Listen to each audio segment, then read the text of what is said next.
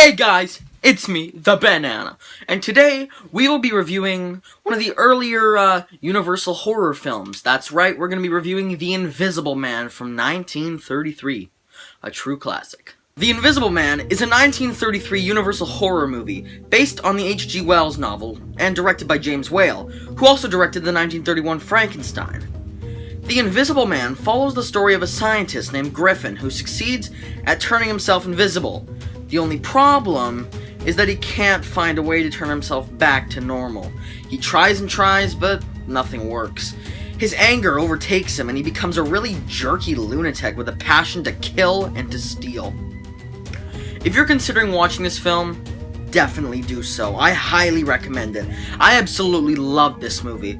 It's probably my favorite Universal horror movie ever.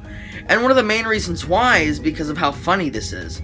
Yes, I know, when you think of The Invisible Man, humor usually isn't something that comes to mind. But I found this movie actually pretty funny at times. One of the funniest scenes is where Griffin, the Invisible Man, is roaming around the city and messing with various people because, he's invisible. The reactions of the citizens are just priceless. Another element of this film I like is that you feel sympathy for a complete jerk.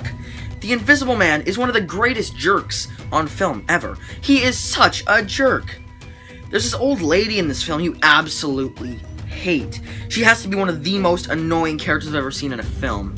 And that's saying quite a lot. Now get out of here. No, Mr. Stay. Mr. called Jaja and Binks. Mr. your humble servant. That won't be necessary. Oh, but it is. It is demanded by the gods, it is. But I'm serious. This old lady I'm talking about is extremely obnoxious. She's always screaming.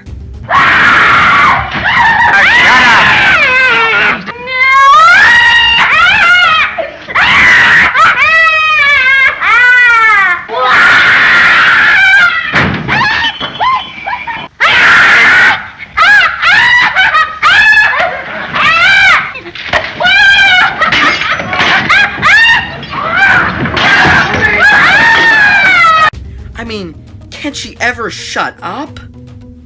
The police officers are also pretty humorous. They don't really seem to care about anything that's happening in this movie.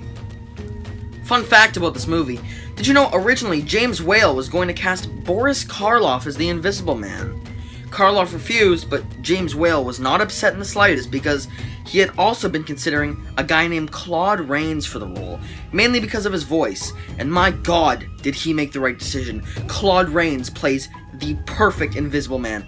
I especially love his voice. It perfectly fits the role. Another great thing about this film is the special effects. Now, by today's standards, these special effects would be easy to pull off, but back then, the effects were amazing and groundbreaking. And still to this day, they're pretty convincing. The Invisible Man is a horror masterpiece. Still to this day, it's very enjoyable. The acting of Claude Rains is fantastic, the effects are fantastic, and surprisingly, The Invisible Man is a pretty funny movie. If you're looking to watch a great movie starring one of the classic Universal monsters, this is definitely one I'd recommend to you. Alright guys, this has been the Benana. Thank you for watching. I just had some pizza, so that's why my voice went like, another one. Holy crap.